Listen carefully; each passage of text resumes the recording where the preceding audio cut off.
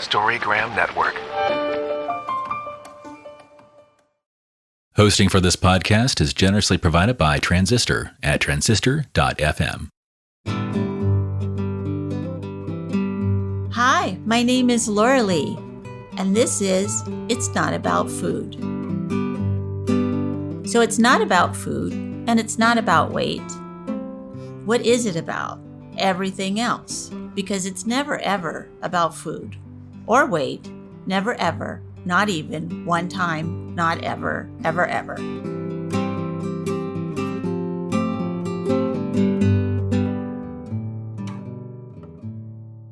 Hello, everyone. This is Laurelee Roark from It's Not About Food, and today we're talking about feelings. So, the front of the card is the goddess is standing, looks like a big wave is coming her way. She's standing in the water and a big wave looks like it's going to come right over her.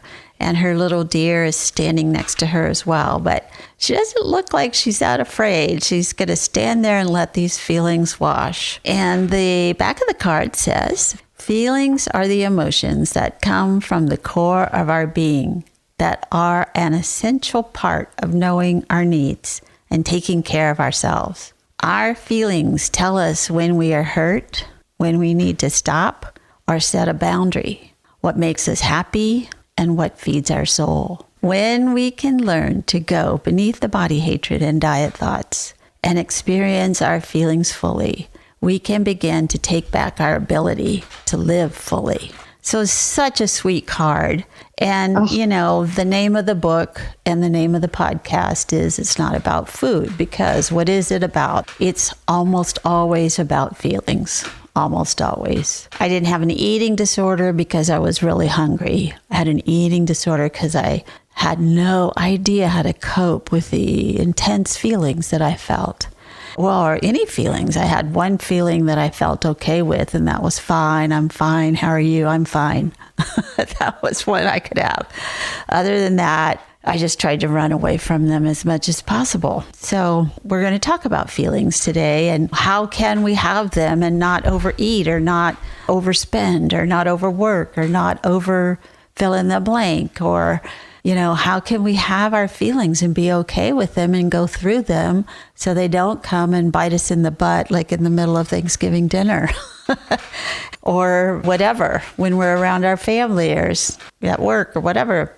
So we have a wonderful guest today, Linda, and I'm going to let her introduce herself, tell us what she's up to, what she does, and how she works with feelings for herself and for her clients. And we'll have a talk about feelings. So take it away, Linda. Thank you, Laurelee. My name is Linda, and I am a mental health therapist. I am a certified eating disorder specialist, actually, too. I've been working with patients for 28 years, and probably, I'm going to say at least 60% of my caseload is eating disorder. Wow. That is amazing. That's a lot.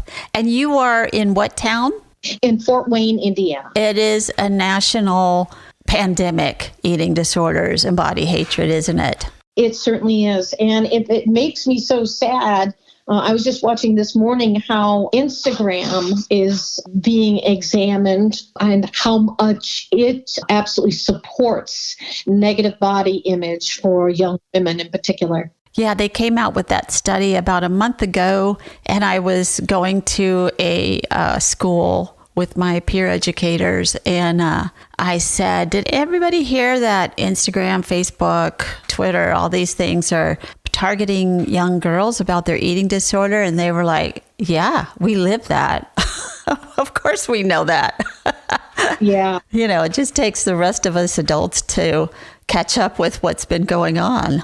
Yeah, I really wish that something was being done about this, because as soon as you discover one hot spot that is promoting negative body image and negative feelings, it opens up another one. As soon as they shut one down, they open up another one. It's a feeding frenzy. Yeah. So what is your practice like, and how are you working in the world with this, and what's your kind of step-by-step on how to recover from an eating disorder or body hatred? Well, it's really a process. It just really is a long process. And trying to get people to trust the process, Laurelee, is difficult because they've learned to use the eating disorder as a way to actually cope with their own feelings. Most of the times, especially anorexics, are really trying to be void of feelings, scared to death of anger.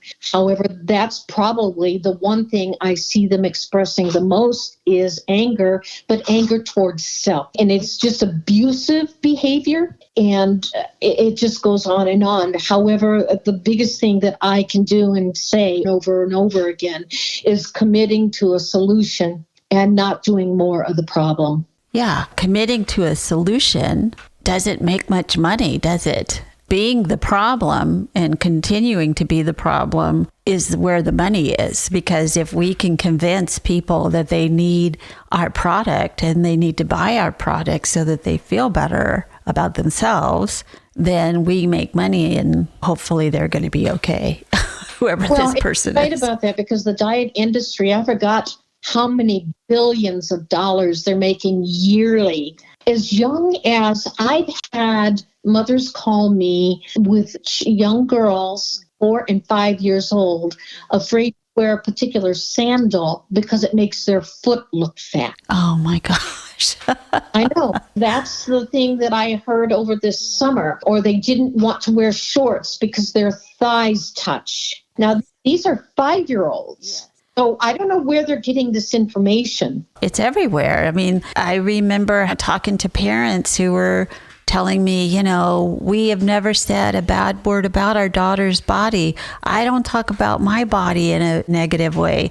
We named her Athena. We tell her she can be anything that she wants to be, that she's beautiful inside and out. And we don't know why she has an eating disorder. I said, do you keep her in a bubble in her room or is she allowed to go out? She goes, yeah, I mean, they get it at school. They get it from TV. They get it from the movies. And we never even saw the social media coming when we first started. I'm sure you didn't either. And I had no earthly idea of what was going to happen, but they are big bucks off of it. And it makes me so sad, especially at the expense. And I don't want to exclude the young men because I have men on my caseload too. But primarily, I see women just who absolutely deplore themselves. These are almost always achievers.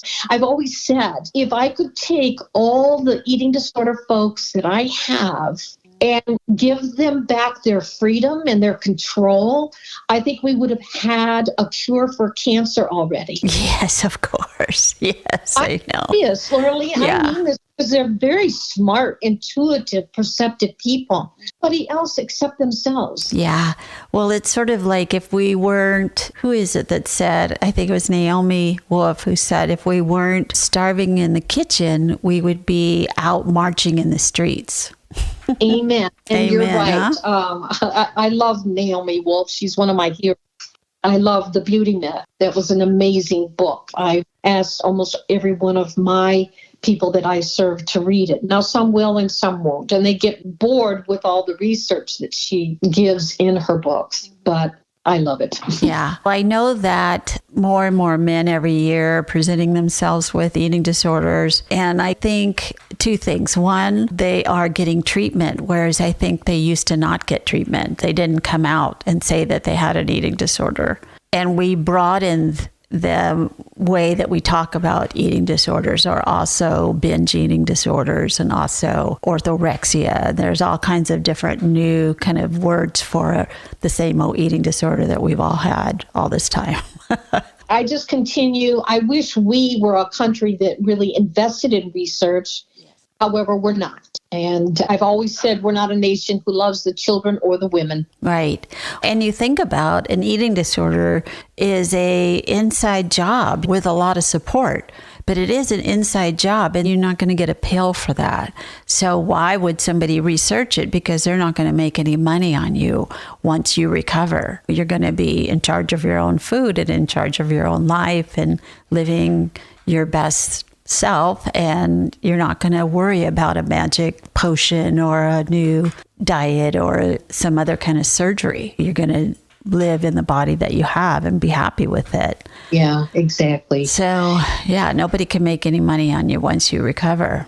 And that circles back to feelings, because what I see most of the time is that people with eating disorders are trying to avoid feeling. They will do everything. I have a client I'm thinking of right now that absolutely has understood that she was using her eating disorder to avoid feeling. Now she's taken to her bed and sleeping 12 and a half hours a day to avoid feelings, because she's really doing a good job on not doing the eating disorder. Now she's gone into sleeping 12 and a half hours during the day because she does not want to feel her feelings. Yeah, whatever we can do to get away from those really big feelings. If I couldn't get my hands on alcohol or food or something, I would use fantasy. I would use a lot of different things in order to not feel. Go out with inappropriate people, just do whatever I needed to do to get away from me. Yeah, you're very right. I loved the card on feelings, because when it talks about just allowing yourself to sit in the feeling, to observe it and not be afraid of it, and letting that executive functioning part of your brain really do all the work, because it has all the answers for us. Of course. And these feelings are there anyway. You're not going to feel something you can't handle. It's already all been there. That's exactly right. The truest statement I've heard in a couple of weeks, I'm going to say. Storygram Network. Welcome to One Media, One Media. When you're whining with nurses. It's a place I like to call The Bleed. My name is Laurelee, and this is It's Not About Food. The art of being yay isn't just something he developed. Storygram Network. Yeah, so I think that, and again, our culture and the cultures that we live in, not only here, but all over the world, we just don't know how to have feelings. We just don't want them. We don't like them. We don't want to do it. We just don't teach our kids how to have them. Teach your child how to sit with their feelings. That should just be basic parenting, but we don't have it. I didn't have it as a parent, and I think my son and daughter-in-law are so much better at that than I was. Still, everybody just needs to move on to whatever else is the next thing. And you said that correctly, too. Just move on. I remember once attending, now this was at least, I'm going to say 25 years ago, a conference. It was talking about children experiencing grief. And there were more than half the people there that indicated that children do not experience grief like adults. Oh, my God. I'm serious. That was 25 years ago. And I just turned around in absolute disgust. And I said, how can you say that? Saying children don't experience pain like adults. The children don't experience pain the way adults do. So I just think we are a country who just doesn't want to discuss or talk about feelings. No. And if our little kids were saying feeling stuff, then the parents would have to feel, and the teachers would have to feel, and the grown-ups would have to feel, and they don't want to. They're busy and they have things to do. It would be systemic if that would happen. Yeah. Yes. Yes. However, it's not. And that makes me sad. And, little kids with grief, they feel it deeper because they don't have all this. They don't have a job to go to. They can't drink coffee and smoke cigarettes yet. That's exactly right. Yeah. That's why I found it absurd that somebody would make that statement. Even 25 years ago, that may feel like a short time, but 25 years ago, just sitting here, professionals state, the children do not experience grief or pain the way adults do. I was shocked. Yeah. Well, I bet, unfortunately, we could find a workshop that is still saying that. Probably. So how do we get our clients? I feel like, how did I let myself have my feelings when I sort of got that I was eating over my feelings, not that I was eating because I was allergic to wheat. I was actually eating all the toast because I was eating my feelings. So how do you get your clients from that place that they see that to go ahead and feel it. Maybe you have to have toast anyway and your feeling, and then sooner or later you'll just have your feeling. Well, what I try to do for the most part is I try to slow the person down just a little bit. And I ask them to get an egg timer, set the egg timer, and set it for at least 20 minutes. And just sitting either in the feeling or observe it, write about it, talking to your phones, because all the phones have microphones now. I try to get them to acknowledge the feeling, and just whatever comes up, whatever bubbles up, let it bubble up. There's no right or wrong, but I try to get them in a type of form of distraction instead of going and doing the avoidance of food or the binging of food or whatever their ritual is with food. I just try to set the egg timer and let's really sit in the feeling. I love that, because that gives the person the beginning, the middle, and the end. That it's not just you're going to drown in this and then hopefully you'll make it through.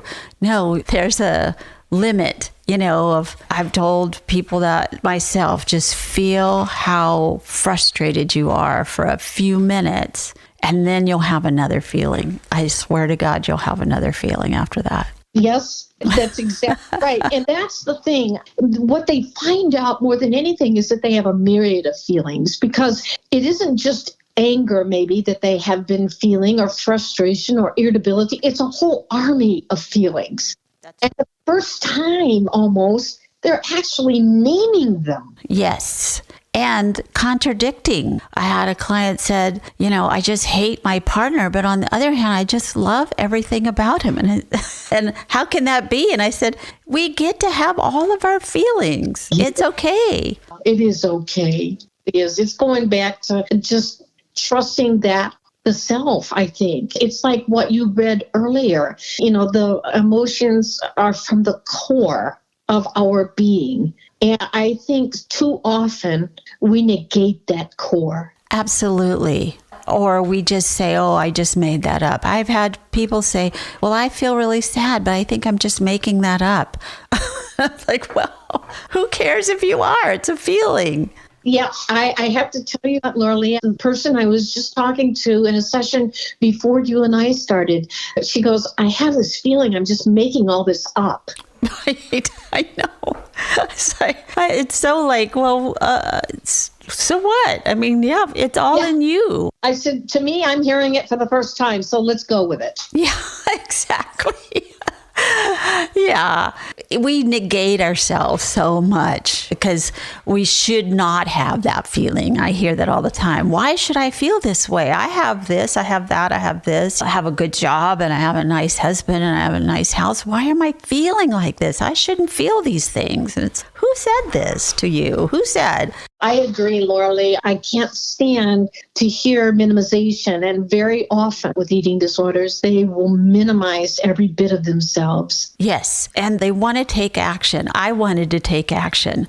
So if I had a big feeling about something, a lot of times I needed to set a boundary. And that was the action. I didn't want to set a boundary. I was afraid to set a boundary.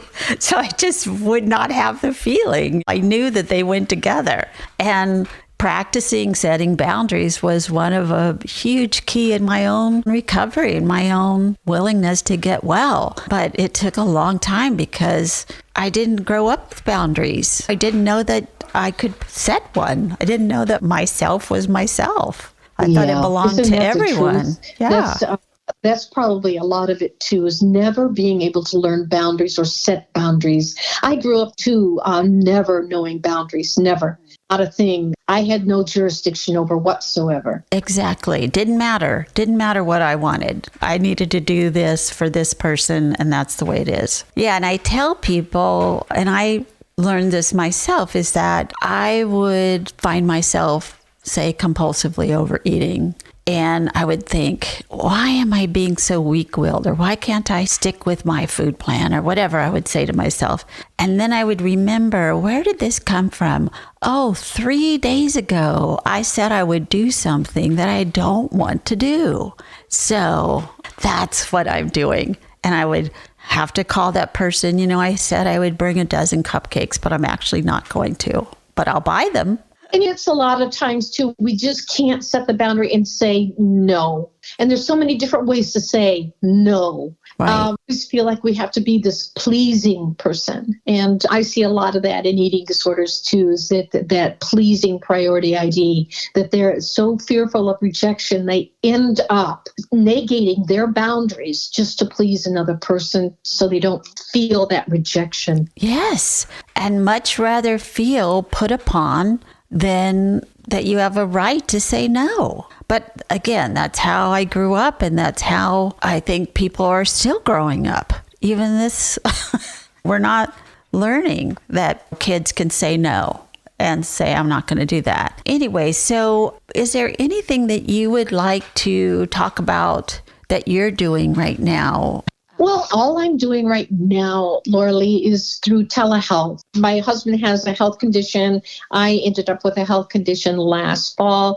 And so this COVID thing has just put such a damper on everything. So I am just doing telehealth sessions only. Almost all of my work is referral, and people can contact me. I have an email address, of a web page they can go to. We'll put that in your bio at the end of this podcast today. And it's amazing that all of us therapists, for years, I've thought, I wish I could speak to somebody in New York or something, but how would I get them, or how would that be? We can't talk to them all over the phone all the time, And then Zoom was here, and we just used it, and it just opened up so many doors. I really love seeing people in person, of course, but this is a good alternative. But you know what? I love what you're doing, Laurelee, because you're so open and you make it easy for someone to talk to you. And you're doing such excellent work. I love your cards more than you could ever know.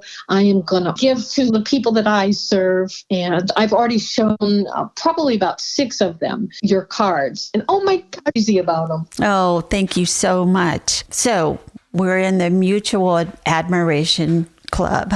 Thank you. So can you read the just for today at the bottom of the card? Absolutely.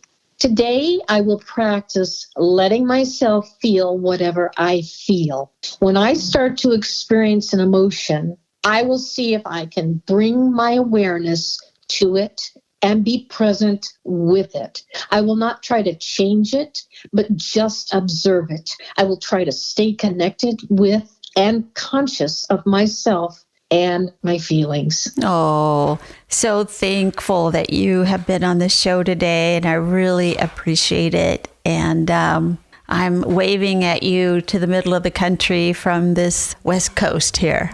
Thank you, Laurelee. That's precious. Thank you. Thank you. Have a good day.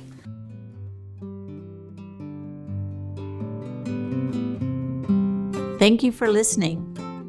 And be sure and follow me on Patreon, Instagram, Twitter, Facebook, and itsnotaboutfood.com. Thanks.